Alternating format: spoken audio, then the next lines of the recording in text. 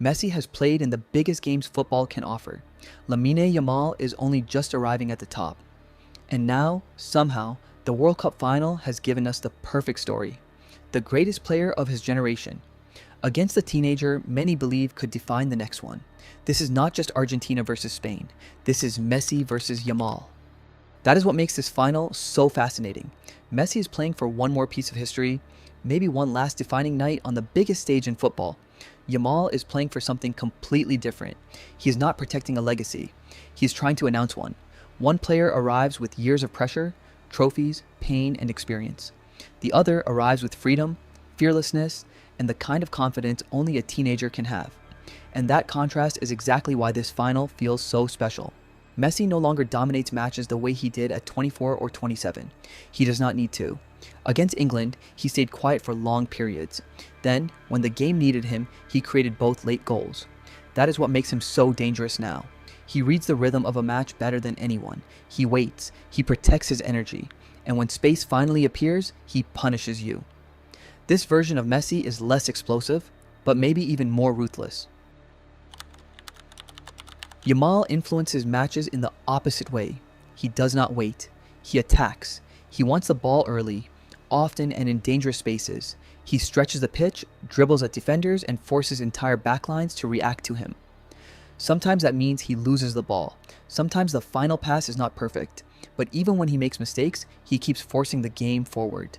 That is what makes him so frightening. Yamal does not just play in the match, he changes its speed. The first big difference is where they receive the ball. Messi usually starts deeper, often in the right half space where he can see the whole picture. From there, he can slow the game down, combine with midfielders, or suddenly release a runner. Yamal is much more direct. He stays wider, receives earlier on the touchline, and wants to isolate the fullback. Messi wants to control the match. Yamal wants to break it open. Yamal does not just play in the match, he changes its speed. The second difference is what their teams ask from them. Argentina often use Messi as the brain of the final attack. The runners move around him. Julian Alvarez runs beyond defenders. Lautaro attacks the box. And Messi decides when the pass comes. Spain use Yamal differently. They build through Rodri and Dani Olmo. Then, once the ball reaches the final third, Yamal becomes the weapon that turns control into danger. And this is where the final becomes really interesting. Yamal may be more explosive right now. He may create more chaos, but chaos is not always what decides a final. Finals are slower, tighter, more nervous. They are often decided by patience, by timing, by one decision in one moment.